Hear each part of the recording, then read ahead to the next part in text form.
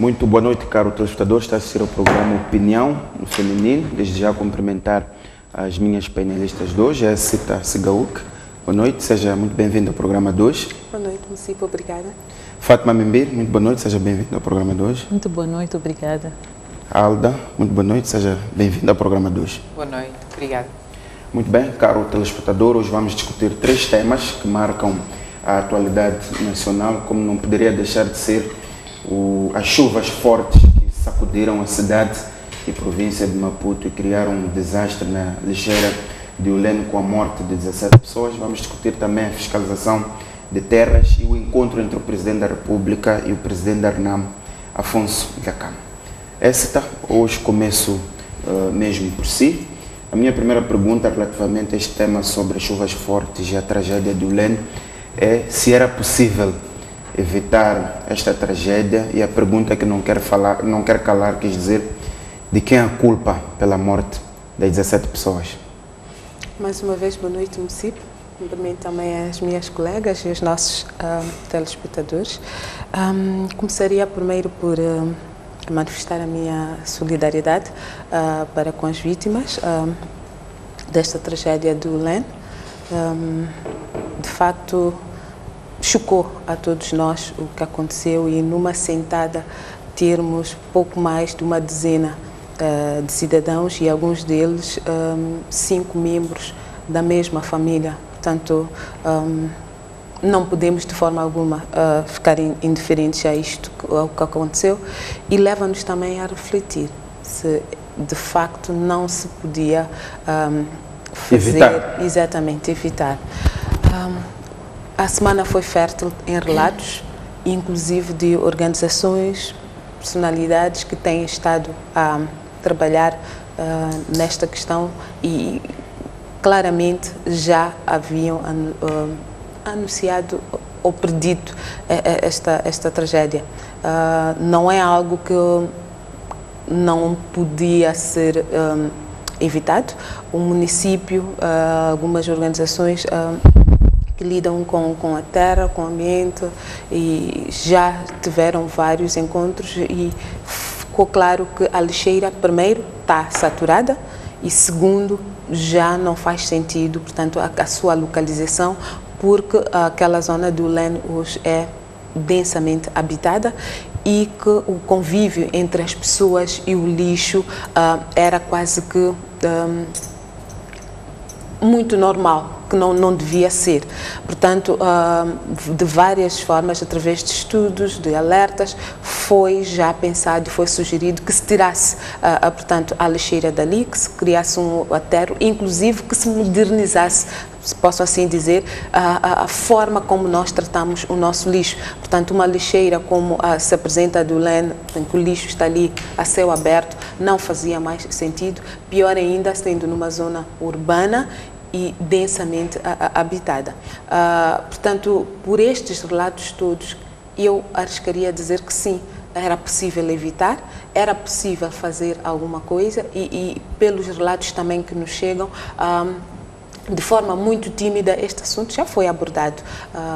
Penso que, se a memória não me atraiçou, em 2003 falou-se muito daquela lixeira e falou-se muito também de alternativas. Portanto, criar-se um aterro, acho que a primeira alternativa foi em Mavoco, depois passou-se para Maquiamelo.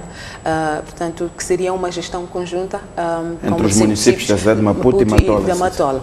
A verdade é que hoje, em pleno 2018, a lixeira do Ulene continua ali, continua a servir os cidadãos, e ao mesmo tempo a zona circunvizinha foi continuando a receber cidadãos, e a convivência entre a lixeira e os cidadãos ali em redor continuava a acontecer de forma muito tranquila. Portanto, mesmo sem o desastre, só a proximidade entre as pessoas que viviam ali e a lixeira já criava problemas de saúde, pelo menos se não a curto, mas a médio e longo prazos. É uma questão de saúde pública. Crianças consomem os alimentos, não podemos ficar 24 horas confinados, portanto, dentro de casa, as pessoas ficam ao ar livre, portanto, moscas, cheiro nauseabundo, e as chuvas não precisavam ser intensas como foram, desta vez, e causaram a tragédia, mas uma chuva ligeira já escorria por ali, arrastava consigo, portanto, toda a imundície para a região circunvizinha. Portanto, não é um ambiente saudável para o ser humano. A convivência que se tinha ali entre o lixo e os humanos não era saudável. Portanto, só por isso, e eu penso que vale a pena responder ao apelo que foi feito finalmente e de forma muito veemente pelo governo para rapidamente encontrar-se uma solução. Exato. Porque aquela convivência não faz bem, não é degradante, resumindo. A questão da responsabilização, vimos o presidente do município da cidade de Maputo a vir dizer que a idilidade responsabiliza-se por tudo, sendo que neste momento o prioritário é o enterro das pessoas que perderam a vida. Qual é a sua opinião do ponto de vista de responsabilização? De quem é a culpa e como é que este processo deve ser conduzido? Município, definitivamente, nós temos que passar para uma situação em que não discutimos as consequências, mas as causas.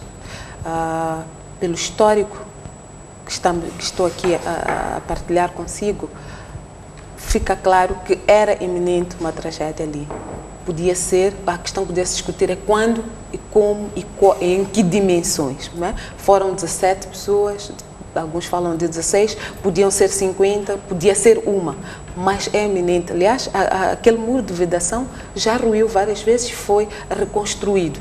Portanto, claramente o lixo tendia a invadir ou a aproximar-se cada vez mais da zona onde encontramos pessoas a habitarem. Portanto, o município tinha consciência disso e neste momento em que perdemos vidas, em que foram-se compatriotas, em que há pessoas doentes, apesar de cuidados, portanto, feridas, faz sentido, sim, falar de primeiro dar prioridade a estas pessoas, porque chove, precisam de encontrar alento, é preciso enterrar os mortos, enterrar de forma condigna os mortos, é preciso cuidar dos feridos, mas quero acreditar que esta reflexão é urgente e faz todo sentido, porque o risco continua. Hoje passei por ali, por aquela zona, e pude perceber que trabalhava-se e percebi também que aquela montanha que se via mesmo pela estrada tende a desaparecer. Quero acreditar que há um trabalho que está a ser feito, provavelmente de remover o lixo. Mas qual é o controle que vai ser feito para que não se continue lá a despejar? Acredito que há instituições que trabalham, que lidam com lixo, fazem a recolha do lixo, para onde é que elas canalizam. Portanto, enquanto estas questões não foram respondidas, não haver aqui um comando muito claro para repetir-se, porque a população está lá, continua lá, as chuvas continuam a cair, portanto, mais lixo continuará a existir, portanto, é preciso encontrar uma solução definitiva para que resolvamos os problemas ainda na causa e não que estejamos depois a discutir as consequências. Muito bem. Fátima, qual é a sua opinião? Faço a pergunta que fiz a esta. Será possível evitar estes acontecimentos e, naturalmente, como é que acha que o processo de responsabilização deve ser conduzido? Vemos o município de Maputo, na voz do edil, a vir dizer que assume a responsabilidade plena por estes acontecimentos. Muito boa noite, município, boa noite, colegas, e boa noite aos telespectadores, e manifestar também a minha solidariedade em relação às vítimas e aos seus familiares, e dizer que sim, era possível prevenir um acidente daqueles, e penso que em 2014, em dezembro de 2014, em que houve o desabamento do muro de vedação, em que dezenas de casas foram soterradas, felizmente naquela altura não tivemos nenhum morto, mas eu penso que ali estava um alerta de que era o momento de parar, de depositar o lixo ali e iniciar um processo, portanto, de transferência da lixeira para um outro lugar.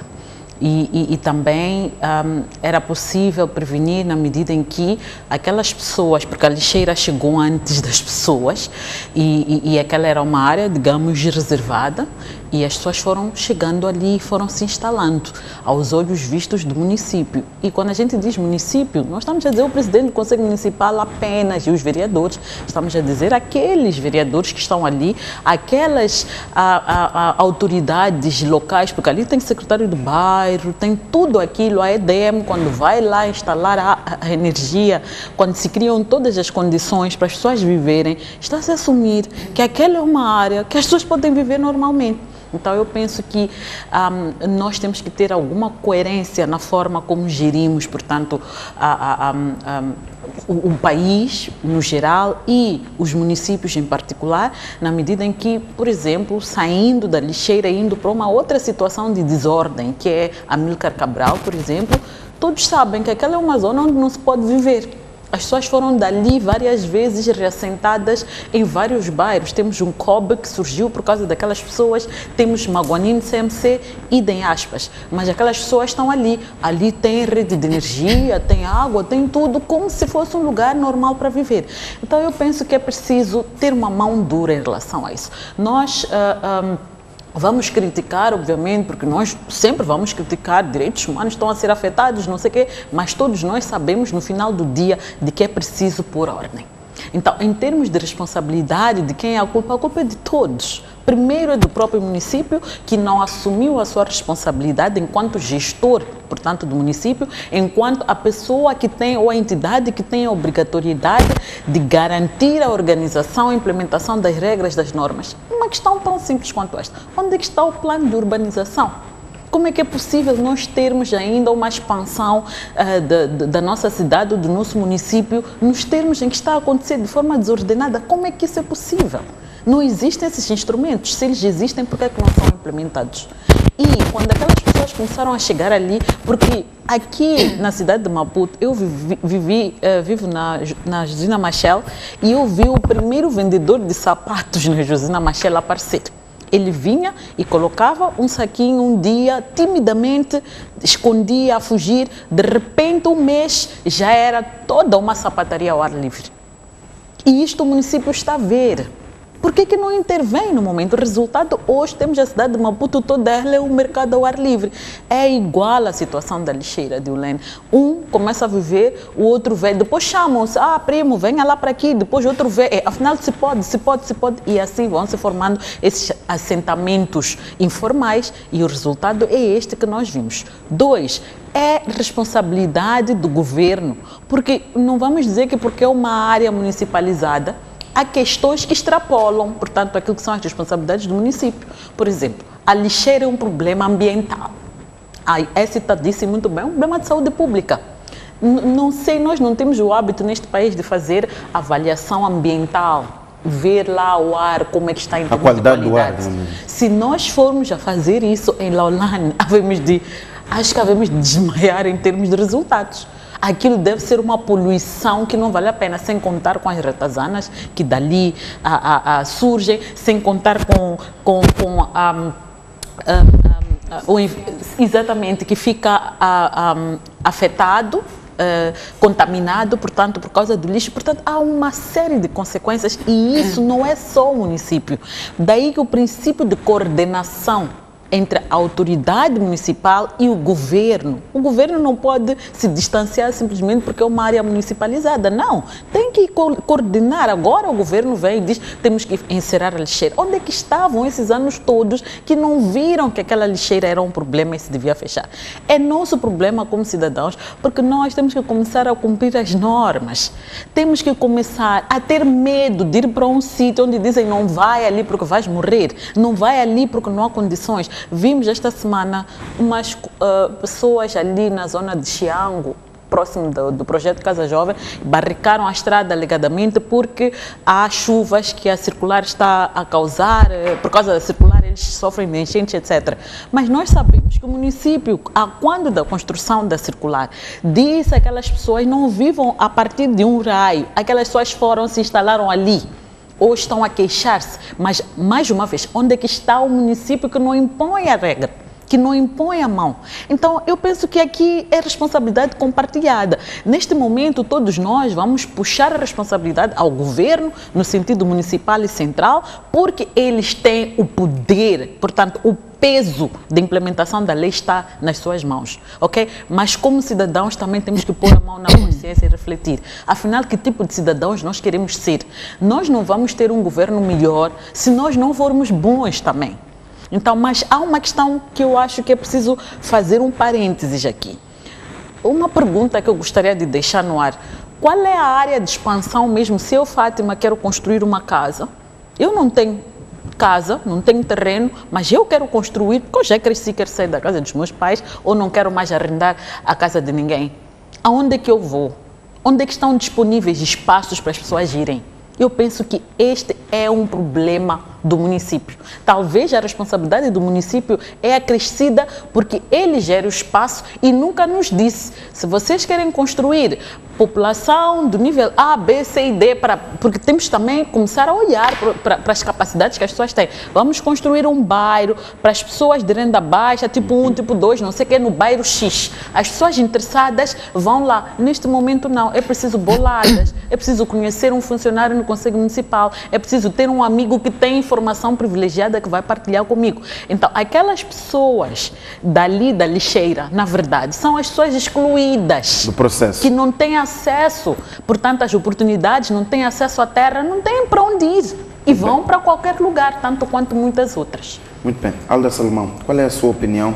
E queria considerar-se aqui alguns pontos que são levantados pela Fátima, a ideia de que há uma responsabilidade dos órgãos de gestão do Estado, nomeadamente o governo, o município, mas há também um papel dos cidadãos, no entanto, que o ator principal neste processo todo. Bom, eu partilho a opinião e a posição das colegas e porque nós concentramos muito a nossa atenção sobre o Estado e sobre as instituições públicas, acho que esta é uma oportunidade, se calhar para nós, como sugere, abordarmos o papel e a responsabilidade dos cidadãos. Quer dizer, como a Fátima acabou de mencionar, é preciso que nós próprios tenhamos a consciência de que há atitudes que nós assumimos, há posicionamentos que nós assumimos que nos prejudicam a nós próprios. Portanto, é a nossa própria responsabilidade colocarmos-nos em situações que depois não resultem em catástrofes como estas. Assim, não era preciso que morressem mais pessoas para que nós, cidadãos, percebêssemos, ou para que não é preciso que morram pessoas para que nós, cidadãos, percebamos que nós temos a nossa cota parte de contribuição a dar para vivermos num país organizado, num país em condições minimamente aceitáveis. O argumento da pobreza, usa-se muito o argumento da pobreza, de que as pessoas são pobres, as pessoas marginalizadas e portanto, elas vão e posicionam-se em determinados locais porque são pobres. Eu acho que esse argumento não vem, até porque,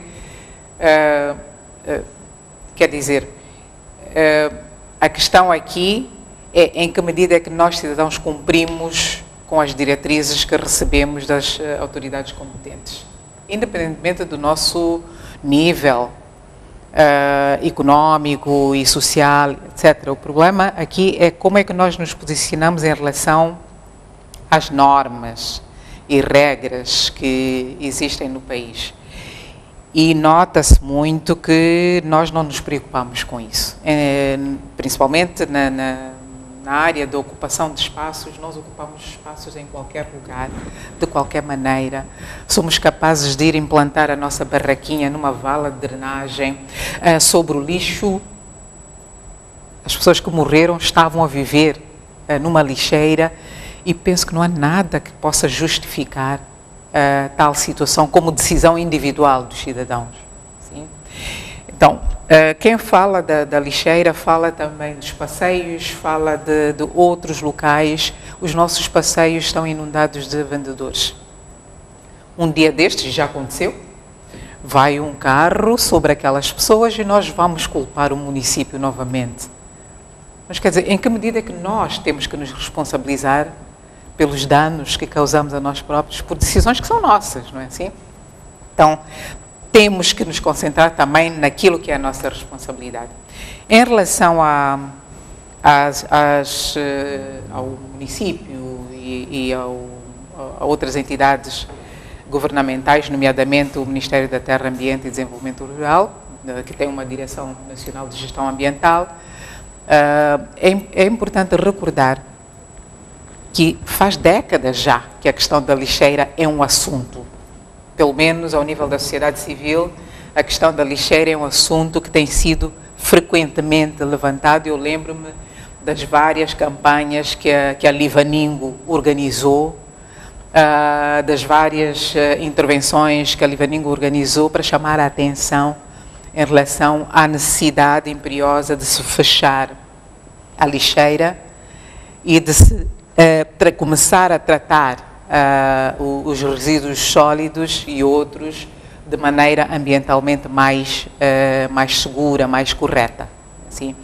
Então, não ligamos nenhuma a esses apelos, se calhar porque vinham da sociedade civil, e hoje temos este resultado. Então, vale a pena perguntar o que é que foi feito de todos os programas, de todos os projetos que foram desenhados no sentido de encerrar a lixeira e iniciar novas metodologias e abordagens de gestão de lixo, incluindo a seleção e utilização e a abertura de outro local para a deposição. O que é que foi feito disso? Houve, inclusivamente, uma grande quantidade de dinheiro alocada a este processo. Seria interessante ouvir, tanto do município como do Mitader, a história da lixeira. Portanto, se queremos responsabilizar, e penso que é importante, é necessário fazer isso, quanto mais não seja porque perdemos seres humanos, mas mesmo que não tivessem morrido pessoas, penso que é preciso responsabilizar por quaisquer danos que aconteçam por negligência, por omissão, por falta de assunção de responsabilidades por parte das instituições. Mais uma vez, esta questão da pobreza.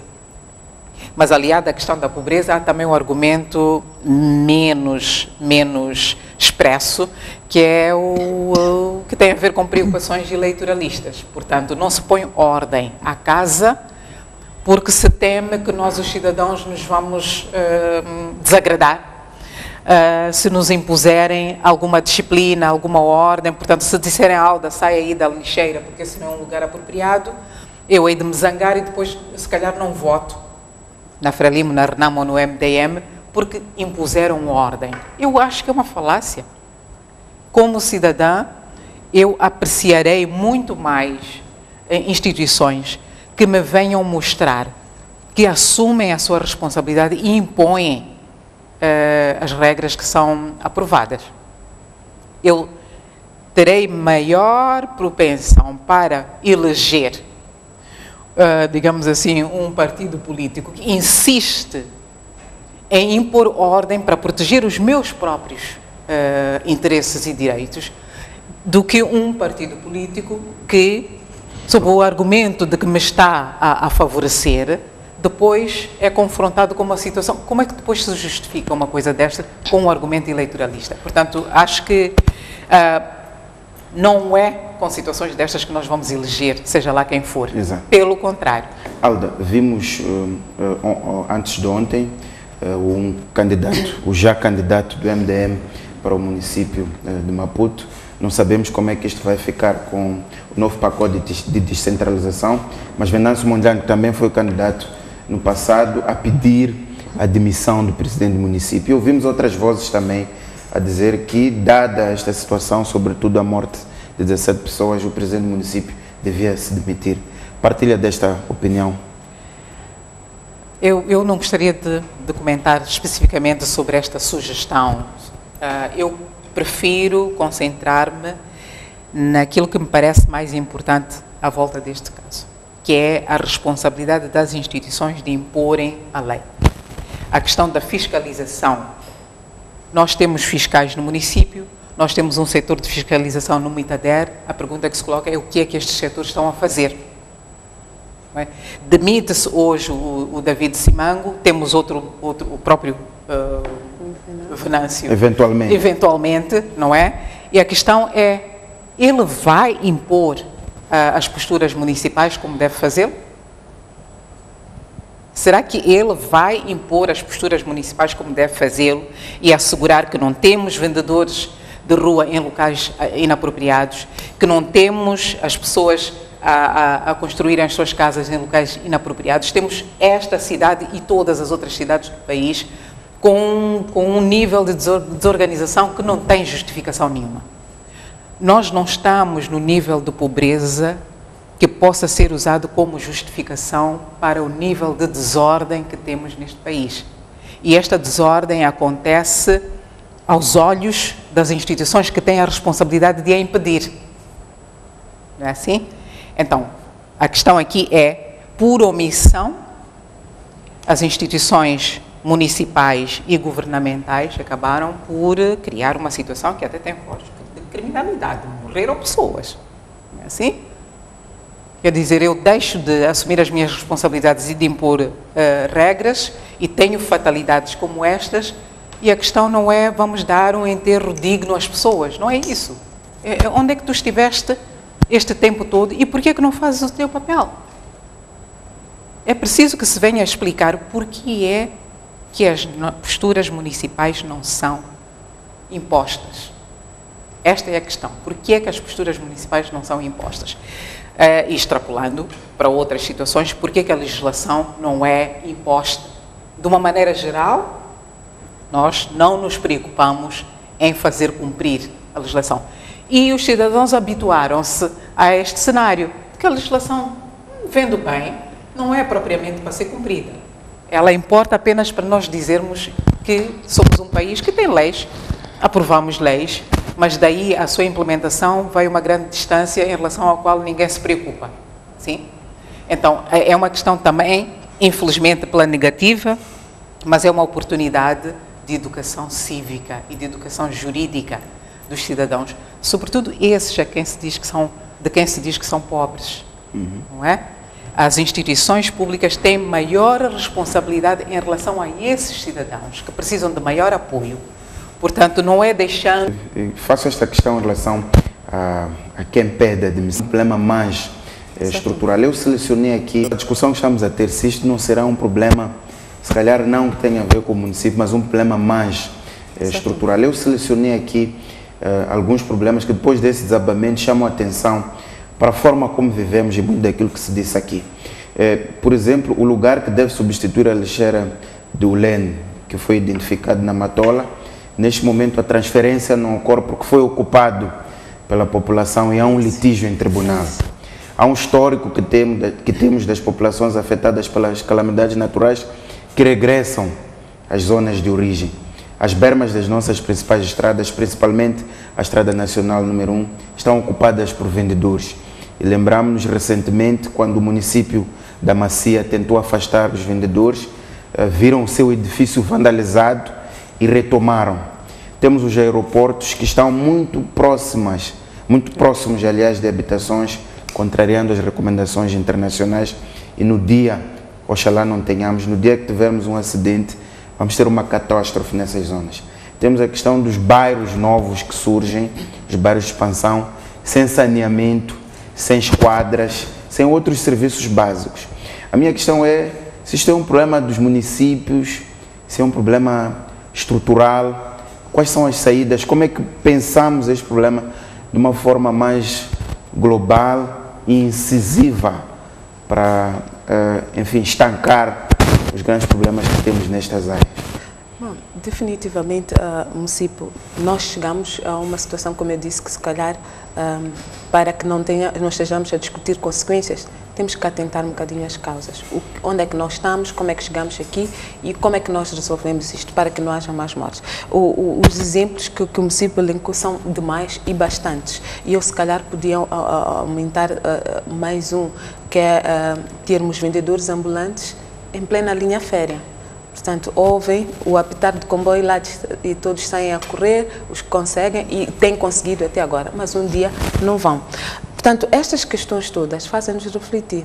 É ou não é possível tomar medidas? E aqui, se calhar, eu não ia concordar muito com a Alda, porque mais do que fins eleitoralistas, nós mesmos, às vezes, pomos-nos em bicos de pés e, às vezes, até em painéis como estes, quando se tenta fazer alguma coisa.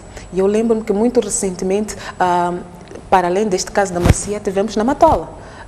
O presidente Calixto Coça mesmo identificou locais em que tinha muros, tinha residências, algumas até infraestruturas que bloqueavam das exatamente, águas. E criava enxurradas. Portanto, e ele foi lá, destruiu e disse: não se negocia, não se fala, estas pessoas têm que encontrar outros locais. Nós, o município, vai atribuir outros espaços para que construam as suas residências. Se são empreendimentos, nós vamos dar espaços para que prossigam com os seus filhos.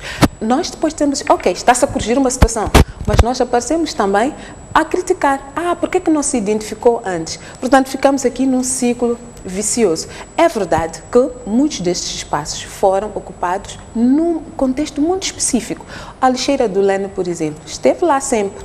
A população foi juntando, foi aumentando, alguns fugidos da guerra, outros chamados, como a Fátima disse, por um familiar que chegou, não aconteceu nada, pediu a instalação elétrica, energia foi concedida, a água, portanto tinha uma vida que ela achava melhor. Foram chamando, aquilo foi ficando povoado.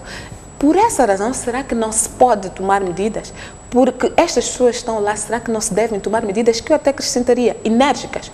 Eu aí acho que sim. O município e todas as instituições têm que fazer valer, portanto, o seu mandato, porque de outra forma vamos estar sempre a procurar culpados, vamos estar sempre a apelar para demissões. E estas mesmas demissões que nós hoje aparecemos, se calhar só a jeito de comentário, a memória recua o caso do Muacacana, também não, se calhar não é muito diferente. Nós vimos o grande aproveitamento que foi ali feito quando se negociava, quando o município negociava com os vendedores. Bem ou mal, buscava-se ali uma solução para implantar uma infraestrutura e falava-se claramente de reassentamentos, que é disto que se espera que aconteça com casos como os da lixeira. É preciso encontrar espaços para realojar estas pessoas, para reassentar estas pessoas. Vimos sim aproveitamento político. Então, estas situações todas, se calhar, deviam ser preteridas, porque efetivamente há pessoas que tive a oportunidade de, em um programa da minha escola, ter réplica em todas as escolas, toda a gente, para que percebêssemos, porque viver numa lixeira, eu acho que é o pior que se pode ter, é o pior que se pode, algumas próximas, há 2 escolas ali naquela zona, essas situações não dignificam. Então, eu penso que, de raiz, todas as linhas férreas, todos os mercados, todas as estradas têm que ter o propósito para que foram concebidos. Porque se um comboio descarrila, nós vamos nos esquecer que as pessoas acordam às 5 horas, pegam a sua bacia, pegam o seu saco e vão ali instalar-se. Vamos depois procurar culpados, mas existirá uma família que terá perdido o seu pai, a sua mãe, ou famílias inteiras que terão desaparecido. No caso da lixeira do Lene, há relatos ali de uma família em que 5 pessoas se foram. Isto devasta qualquer um. Fátima, faço a mesma pergunta. Isto é uma questão que se resume ao município ou é um problema bastante mais profundo? É um problema muito mais profundo e é um problema que vem do deixa andar. Um pouco do período do pós-guerra. Foi um pouco a ideia de o povo já sofreu muito, as pessoas ainda têm aquelas memórias amargas da guerra, vamos deixar as coisas acontecerem, com o tempo vão se organizando. E esse deixar acontecer numa situação de fragilidade institucional, em que a lei não tem peso nenhum, muito pelo contrário, a impunidade é a regra, então as pessoas foram vivendo assim. E o resultado é que hoje nós já não conseguimos controlar. Os sapateiros que estamos a falar, que estão a surgir ali na rua, é um que vem de não sei aonde, chama o primo, eu já tenho um negócio, venha lá, faço não sei quanto dinheiro por dia. E mais, nós paramos ali e compramos. Então, é um pouco consequência do nosso Isso acontece num cenário em que os mercados convencionais estão vazios, mas as ruas exatamente. estão e a questão repletas é onde de é que está vendedores o informais. município? Onde é que está o município que não consegue impor regra ali? Me recordo muito bem que o Comiche, durante o seu mandato, tentou retirar aquelas pessoas. Aqui na Baixa, na Eduardo Mondlane, até na Eduardo Mondlane conseguiram um pouco retirar os vendedores ambulantes. Tu tens eles meio tímidos ali a voltarem aos poucos, mas o Comiche tentou fazer. E o que resultou é que não conseguiu ser indicado para um segundo mandato. E todos nós estamos surpresos. Voltamos à questão da gestão Exatamente. dos períodos Portanto, eleitorais. Aqui há, de facto, aproveitamento político, é verdade. Há muito aproveitamento político em relação às circunstâncias, no sentido de, quando há uma ação, não é, contra as pessoas se rebelam, vamos lá, não sei o quê, é uma coisa, mas também que as autoridades protelam mesmo para salvaguardar que têm votos. Você ouve as pessoas, na altura eu era jornalista, na altura do Comiche, e eu ouvia várias vezes as pessoas dizerem, quando nós íamos acompanhar as brigadas, nós não vamos votar, estão-nos a maltratar, o nosso voto, não sei o quê. E víamos um recolher a partir dali. Portanto, este é um outro problema eleitoralista. E eu penso que nenhum cidadino daqui de Maputo, agora, esta noite, a gente passa e vê o quão bonita esta cidade é. Mas a gente de dia não consegue ver esta beleza. E pode ter a certeza, nós não estamos satisfeitos com o que está a acontecer na cidade. Quer dizer, não temos por onde entrar até para as nossas próprias casas. O município está ali. E por que não age?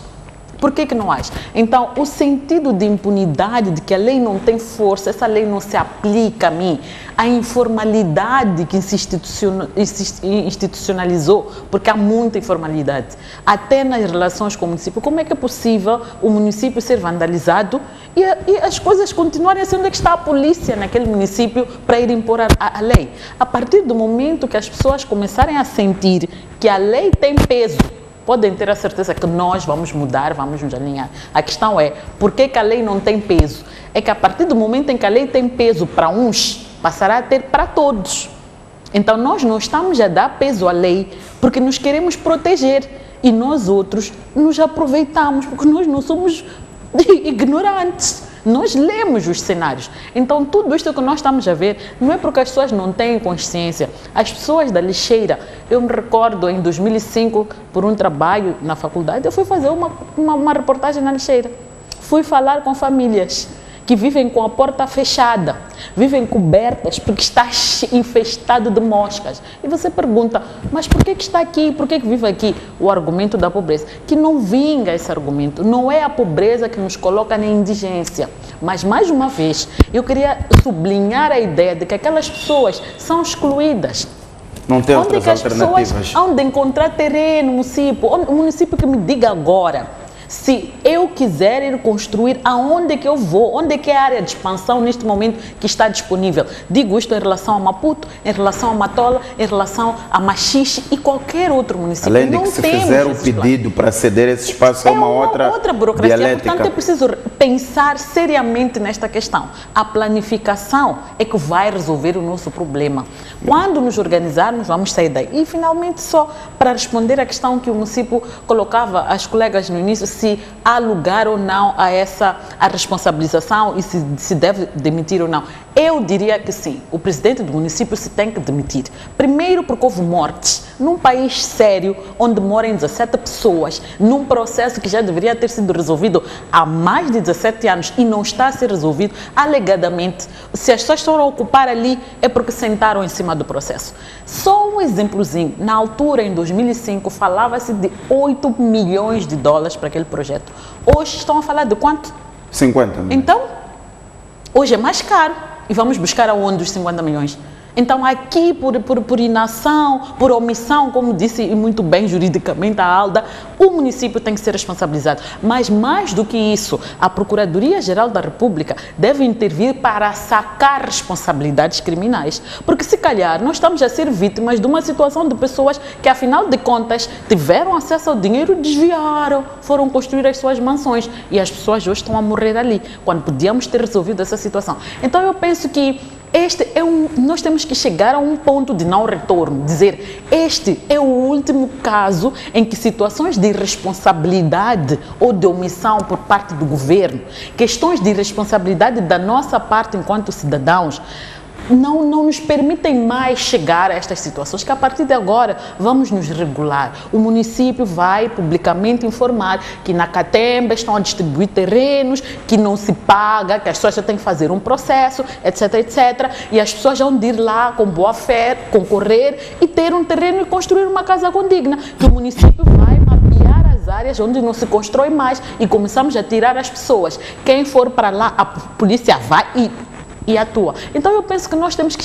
E como estamos a falar de terras, Alda, vamos falar então da fiscalização de terras, tendo em conta a campanha que foi lançada pelo ministro do Pelour, Celso Correia, que foi a campanha nacional de fiscalização de terras, e que essencialmente pretende-se recuperar 1 milhão de hectares de terra ociosa a favor do Estado.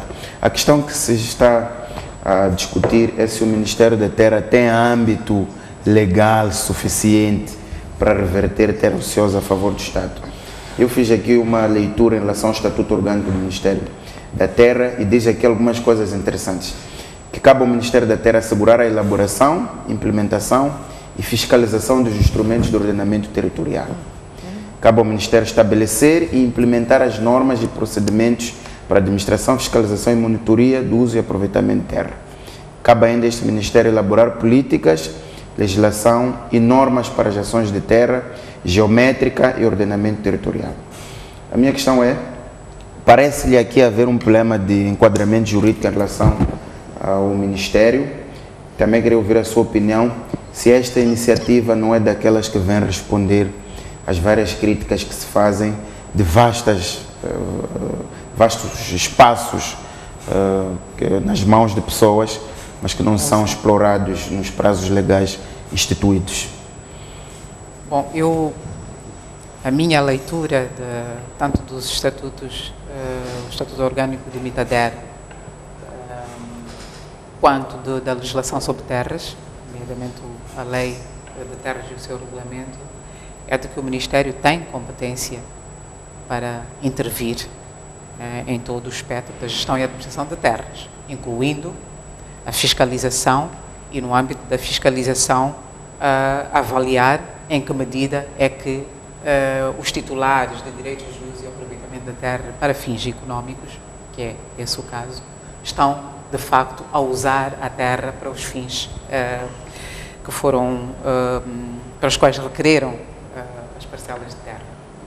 Portanto, o Ministério tem competência e peca por tardia esta decisão de se fazer fiscalização. Quer dizer, o Sua Excelência, o Sr. Ministro, anunciou uma campanha de fiscalização, mas a fiscalização é uma das responsabilidades do Ministério. Portanto, devia ser uma ação ordinária. Não é campanha, é uma ação ordinária e uma das ações mais importantes que este Ministério tem. Então, eu penso que a ideia de se lançar uma campanha, eu lembro-me que nós aqui no ano passado, a propósito da Operação Tronco, eu sugeri, estamos a precisar de fazer uma Operação Terra Segura, no sentido de verificarmos como é que o acesso e o uso da terra está a ser conduzido. Portanto, creio que Sua Excelência, o Sr. Ministro, respondeu também, de alguma maneira, a este apelo, mas, como digo, é responsabilidade do Ministério fiscalizar. E isto tem muita relação com o tema que acabamos de discutir. Sim. A fiscalização não pode ser esporádica, não é pontual, ad hoc. Porque nós pensamos que a regra é não fiscalizar, não é assim? Portanto, isso mesmo em relação à Operação Tronco devia ser uma operação ordinária. Exatamente. Portanto, temos que chegar a uma situação em que nós, os cidadãos, incluindo os agentes económicos, nos habituamos de que a regra é a fiscalização. A regra é termos as entidades competentes a verificarem se nós estamos a usar os recursos nos termos em que a lei prescreve. É que quando o fiscal chegar, eu tenho que estar com os meus papéis e com as minhas operações devidamente organizadas, porque se eu não estiver, eu serei penalizado. Não é assim? E não pensar que continuarei a fazer como tenho feito até agora, que é usar de manobras e outros subterfúgios para, digamos assim, desviar-me da responsabilização e da penalização e continuar a conduzir as minhas operações à margem da lei. Portanto, é de felicitar a iniciativa do Sr. Ministro, mas eu gostaria de deixar aqui registrada a minha opinião de que é preciso consistência e permanência nos processos de fiscalização. E neste contexto, eu dizia há bocadinho, antes de começarmos o programa, que estamos a fiscalizar terra ociosa. O que nós estamos a fiscalizar são titulares de direitos de uso e aproveitamento da terra que são ociosos. O que é que isto significa? Que no processo de licenciamento do uso e aproveitamento da terra, nós temos que fazer um esforço melhor e maior para verificar em que medida é que o requerente de um doado tem capacidade para usar a dimensão de terras que requer. Não é assim? E temos experiência suficiente neste momento para chegar à conclusão de que a maior parte das pessoas que requerem estas extensas dimensões de terra não tem capacidade para as usar. Então o Ministério tem que encontrar um mecanismo de responder às solicitações de uso e aproveitamento da terra, mas sem alocar definitivamente, como o faz, nas mãos de pessoas sobre quem não tem a segurança de que tem capacidade para usar. Eu espero que este processo de fiscalização seja, de facto, um processo de fiscalização que persiga todos os passos do processo de licenciamento. Não é só fiscalizar se os planos de exploração estão a ser usados, estão a ser implementados adequadamente. É fiscalizar desde logo como é que o doado foi adquirido. Porque as irregularidades não estão só na implementação do plano de exploração. As irregularidades no setor de terra estão também na maneira como a terra como o doado foi adquirido. Há muitas famílias, principalmente no meio rural, muitas comunidades que perderam uma boa parcela das suas terras porque foram cedidas a supostos investidores, sejam nacionais ou estrangeiros, por via de processos muito irregulares, absolutamente irregulares. Portanto, nesses casos, penso que vale a pena considerar inclusivamente a possibilidade de as terras, ou o direito sobre essas terras, ser restituído às comunidades e às famílias que perderam por motivos indefensáveis. Qual é a sua opinião? Acha que esta campanha só peca por tardia? Sim, eu tenho a mesma opinião. Aliás, comentava isso antes de começarmos o programa, que esta é uma das atribuições do MITADER, portanto, fazer fiscalização e deve continuar a fazer. Portanto, não sou muito de campanhas. Acho que as campanhas deverão ser para todas aquelas questões que não forem, tanto que não são do dia a dia. Se nestas fiscalizações, que eu acredito que vão trazer resultados, apurar-se algo que chame a atenção do Ministério, aí sim justifica-se uma campanha.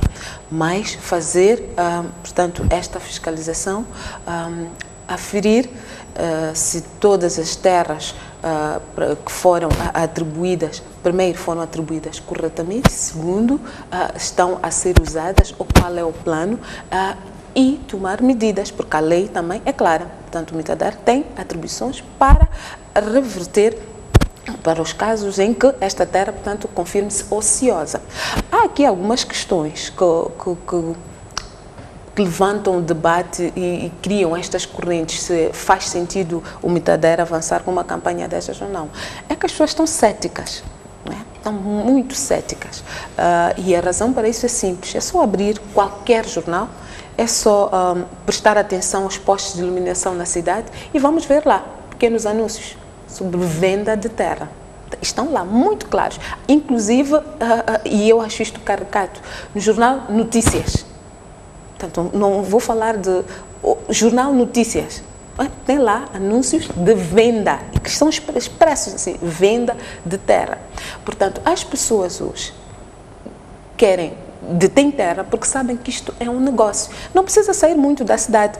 Estes que hoje, ontem, barricaram o acesso pela circular, mesmo tendo-lhes sido dito que aquela é uma zona de reserva, é uma zona de mangal própria para a construção, não é?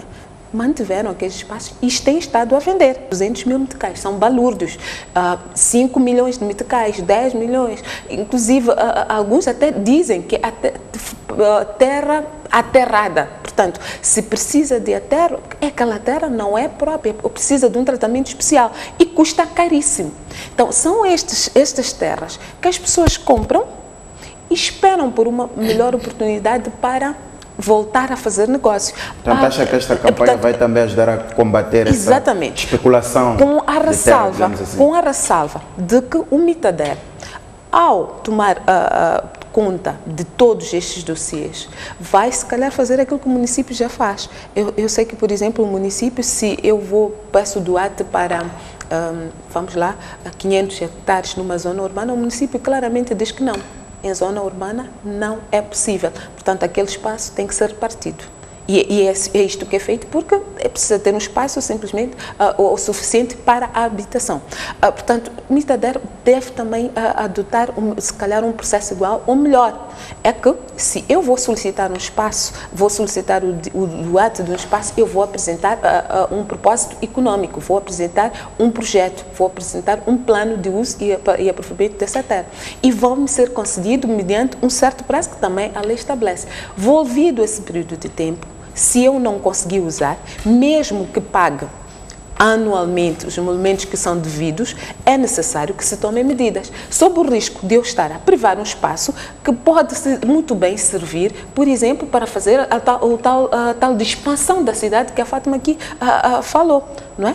Uma das razões que nós temos é que a cidade está saturada, elas não têm que crescer porque os espaços em redor têm donos.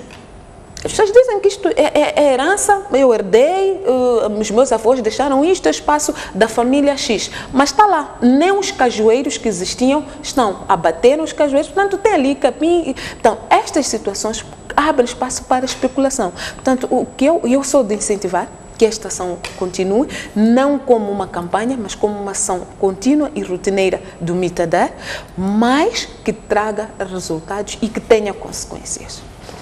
Qual é a sua opinião em relação a esta campanha nacional de fiscalização de terras? Bom, eu acho que, de facto, peca por ser tardia e penso que o Mitader está dentro das suas competências para o fazer, até porque é ela que licencia, portanto, a partir de determinadas extensões de terra, embora a própria lei também é clara em relação às atribuições que são feitas ao nível do distrito, ao nível da província e até ao nível dos municípios, mas sempre em coordenação com o próprio Mitader, que é, portanto, a instituição digamos, central na gestão da própria terra. Então, eu acho que peca por ser tardia, porque nós vivemos num país em que cada vez mais nós vemos assambarcamento de terra.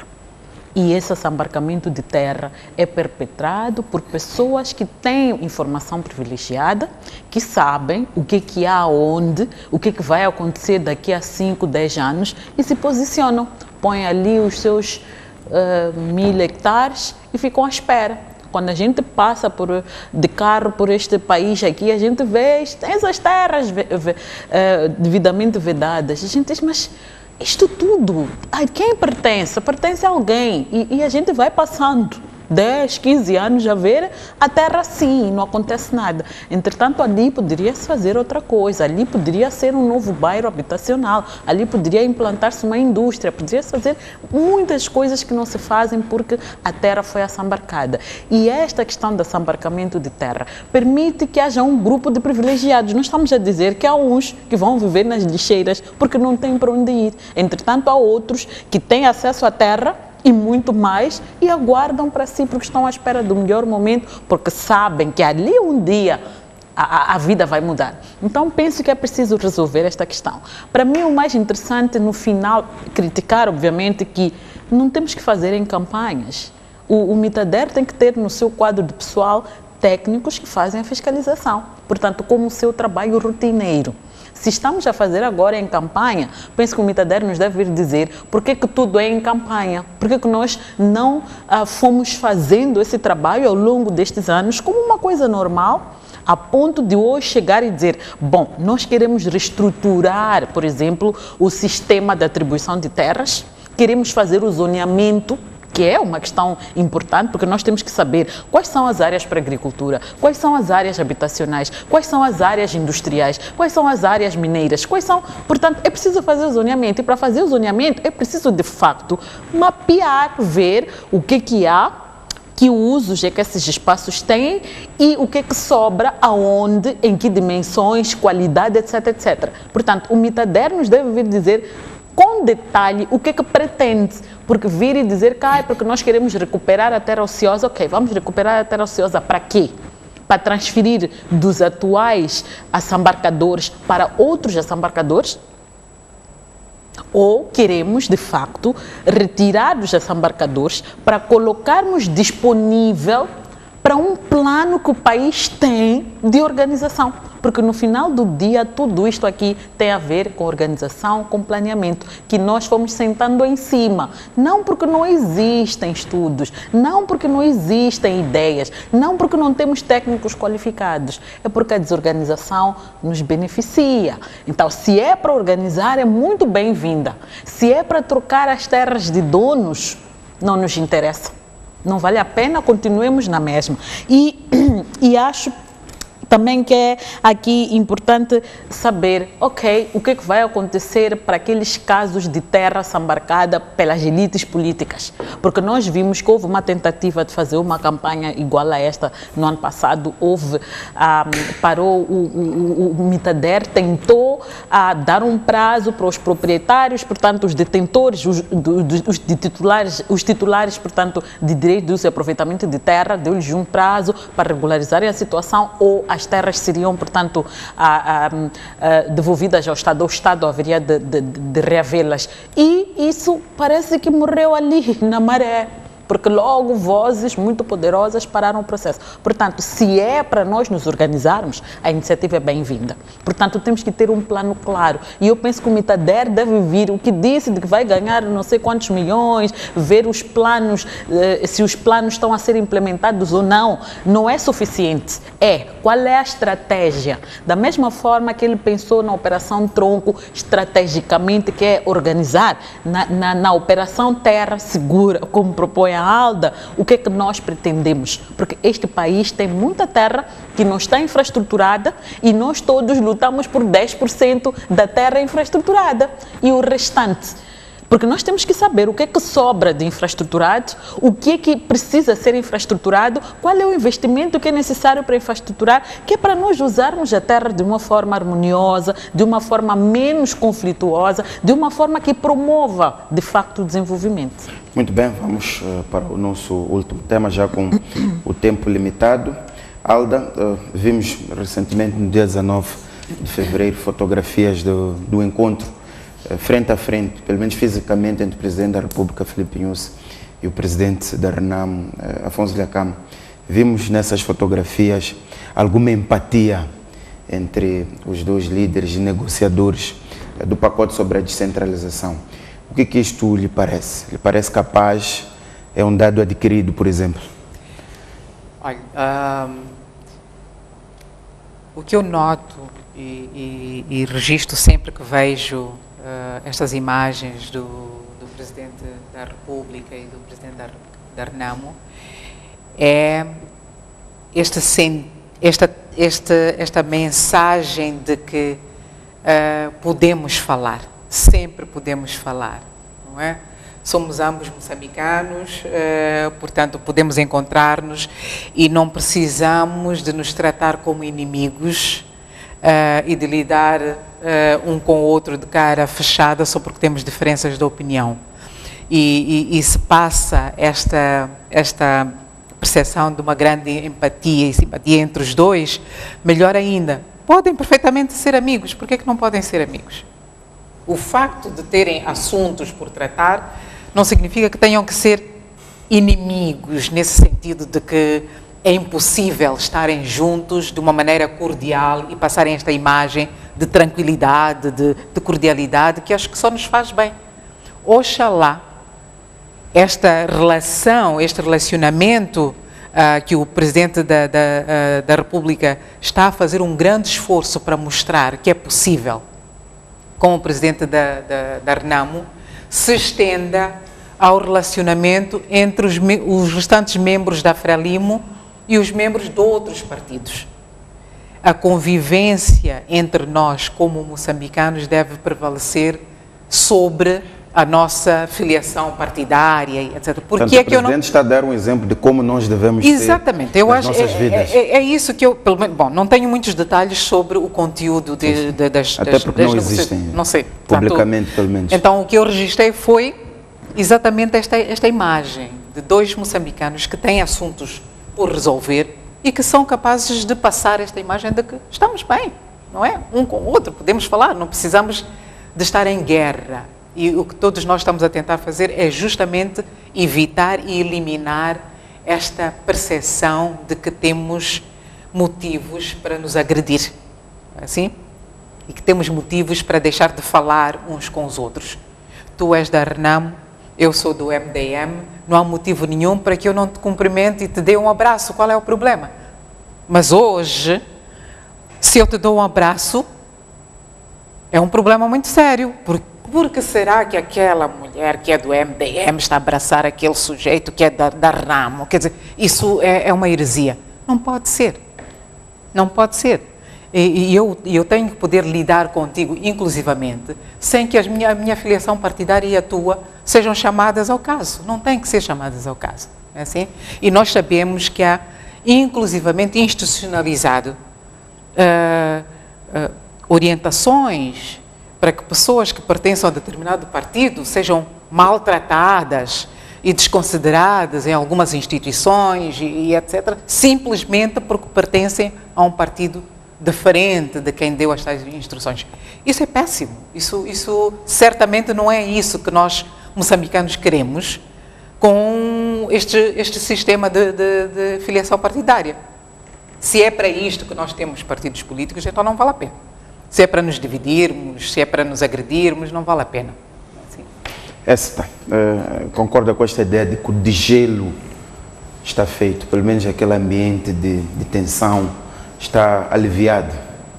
Sim, a fotografia transmite mesmo como...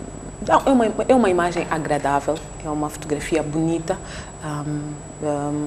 mostra até mais o líder da RENAMO, mais à vontade, de bem, mostra que ele está efetivamente acompanhado de pessoas que lhe transmitem tranquilidade, contrasta muito com alguma informação que passa, que ele está no sítio porque precisa, não está seguro. Portanto, é uma imagem agradável de ver e acho que poderia arriscar que acho que foi a imagem mais partilhada nos últimos dias, porque vale a pena mostrar a toda a gente.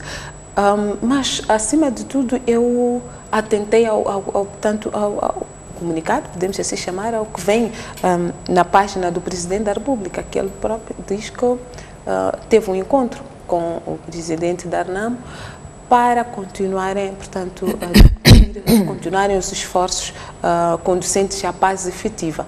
Portanto, se a imagem vale por 1000 palavras, aquele pronunciamento do Presidente da República, eu penso que vem mostrar que sim, estamos a caminhar, porque ele mesmo criou algumas equipes.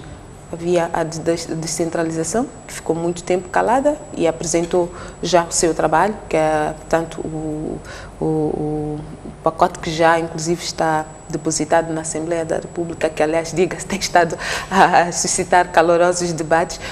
E agora falta a outra equipe, tem que apresentar também o seu trabalho, que é das questões militares, que eu penso que também é uma questão muito importante, porque podemos discutir descentralização, modelos, os mais sofisticados, copiados, inventados, criados, o que quer que seja, mas se continuarmos com armas e grupos armados, ou se preferirmos, se continuarmos a dizer que em Moçambique temos uma democracia, mas temos também partidos políticos com representação ou assento no Parlamento e mesmo assim detentores de armas, penso eu que este grande edifício que nós estamos a construir terá a sua fundação, não é, corroída.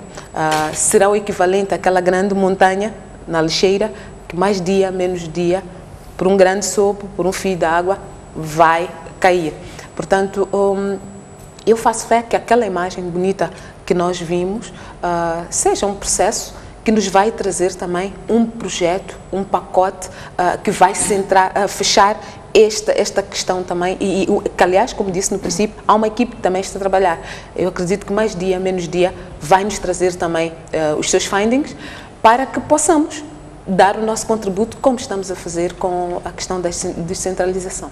Fátima, faço a mesma pergunta, mas sobretudo, o que leu naquela fotografia em que o líder da RENAMO, pelo menos aparece feliz e num jeito de confiança, sobretudo com o Presidente da República e todo o aparato em termos de segurança que foi criado?